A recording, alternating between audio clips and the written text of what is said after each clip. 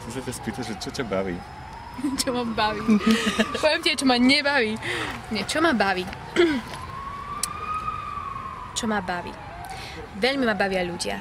Naozaj, vďaka Pánu Bohu, že ma tak stvoril a že ma to neunavuje, že som veľmi rada s nimi. Veľmi ma bavia knihy, mám veľmi rada naozaj dobrú literatúru. Markéza, Milana Kunderu, Murakamiho, Kafku.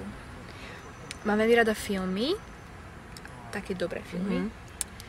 A mám veľmi rada cestovanie, to ma baví.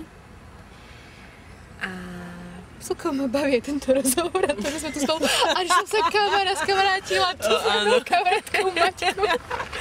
To je úžasné. Môže? No, Ideš. idem. Ja sa chcem spýtať, že čo by si chcela v živote dokázať?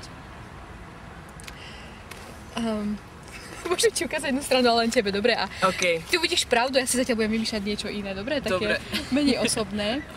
Ale ja som si tak napísala, že o čom snívam a čo by som chcela, aby sa stalo. A čo by som chcela, aby sa stalo s knihou a čo by tá kniha mohla dávať ľuďom a aká by som ja chcela byť raz, keď budem veľká. Tak čo by som chcela, aby bola pravda o mne, ale teraz momentálne počúvam takú sériu takých kázní, sa to volá God Given Dream a je to vlastne o Božích snoch, ale to aký má Boh sny pre nás. Tak asi byť uprostred jeho sna by bolo, keby sa mi to podarilo a keby som stále vedela, čo je jeho sen pre mňa, tak by som bola veľmi rada. Už rozumiem. Už rozumieš, prečo to nezverejníš? Ďakujem, že si mi dala takú dôveru. Keď už sa tak kamarátime, vieš, tak Áno, pohode. Ja ti to prajem. Ďakujem. Fakt, je to, myslím si, že dosiahnuteľný cieľ. Tak z väčšej časti. Tak. Ja by som ešte z takých bežných tém trošku ešte posunul to.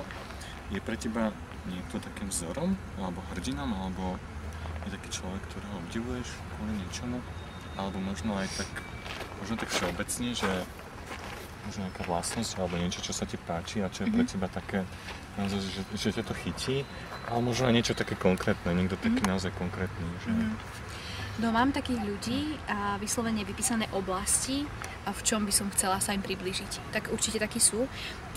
Jeden z mojich mentorov je James Hudson. Ty vieš, co to je? Maťka ešte nevie. Vieš, neviem. Ani ja si celkom neviem, kto to je. To je ten milionár z tej knihy, Áno. čo jeho dcera spala v Louvre. Tak to je človek, ktorý sa o mňa tak trochu stará. Každý deň mi píše e-maily a raz za týždeň si telefonujeme spolu. Vážne? Áno, stále sme v kontakte a on je človek, ktorý je pre mňa, čo sa týka hlavne môjho akademického pôsobenia, skutočne inšpirujúci. On učí aj na Harvarde a na Princetone, učí čas v matematike, teraz momentálne má takú tému. Tak on je pre mňa naozaj takým veľkým povzbudením, čo sa týka akademických cieľov. Potom písať by som chcela ako Gabriel García Márquez raz, možno v 80-ke. A potom si veľmi cením ľudí okolo seba. Napríklad Marian Lipovský je pre mňa veľkým vzorom v charaktere a v tom, aký on je čistý človek a ako on sníva Božie sny. To je pre mňa obrovským povzbudením. A jeho reakcie, keď si pamätám, keď som bola ešte taká malá, a ešte som ho vôbec nepoznala, som mala tak, že Marian.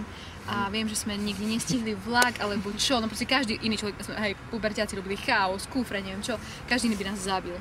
Marian, dobre, tak dajte si kufre, ja vás odveziem. A viezol, ako on prenasledoval ten vlak, aby sme ho stihli. Proste to bolo pre mňa takým vzorom v jeho reakciách, určite. A potom ľudia okolo mňa, ako moja mamka v obetavosti a môj kamarát najlepší Dušan v tom, aký je modlitevne, ako na kolenách vyslovene bojuje za ľudí. Čo je to do okolností aj líder skupiny Out of Control, ten istý človek. A je asi každý, moja sestra v tom, aká je plná energie, to by ste neverili proste. Ona mala 2-mesačné babetko a s kočerom sa vytrepala na vrchol Empire State Building a proste ona všetko stíha, prenáša kočer z metra do metra, lieta, proste ona je neskutočná. A môj brat v tom, možno k takým ľuďom na okraji a ľudia, ktorí si všetci myslia, že sú divní, on tých ľudí miluje a dokáže sa o nich tak starať, tak on je pre mňa vzorom zasa v tom.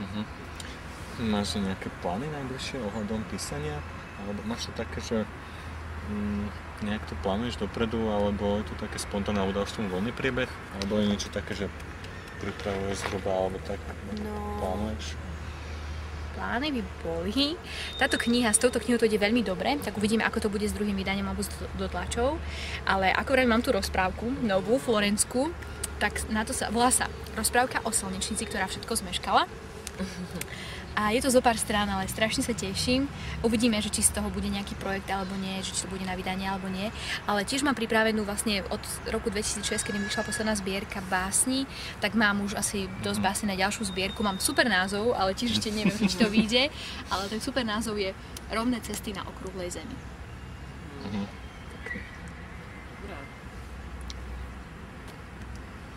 Moja nádoba sa vypršala. Ideme domov. Chceš dať nejaké posolstvo, alebo nejakú myšlienku, alebo niečo, čo by si možno rada povedala a na čo sme nemohli ani prísť v otázkach?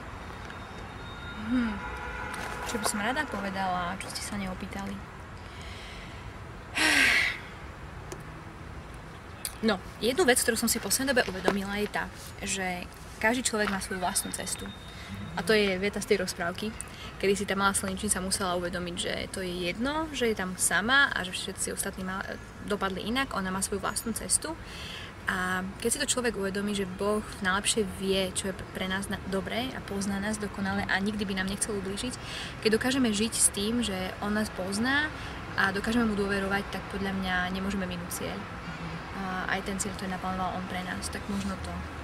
No ale to tak sa teraz tak autosugestívne presvedčam o tom, lebo je strašne ťažké dôverovať stále a veriť v tomu úplne, ale je to tak. Dobre. Ďakujem ti za rozhovor, ďakujem ti za pozvanie a milé posedenie a niekedy na budúce. Dúfam, že sa ešte stretneme pri nejakom ďalšom diele alebo pri nejakom krátke rozhovore.